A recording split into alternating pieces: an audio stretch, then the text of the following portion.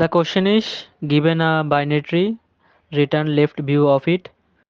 If no left view is possible, return an empty tree. The idea of the logic is to use a queue to perform a level order traversal of the binary tree. We started by pushing the root node into the queue. Then we enter a loop that continues until the queue is empty.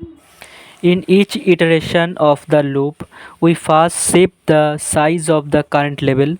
Then we push the data of the front node, which is the leftmost node at the current level, in the result vector.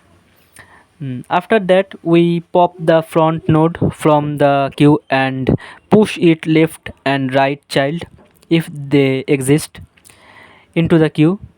By doing this, we ensure that the frontmost node at each level is added to the result vector, which represent the left view of the binary tree.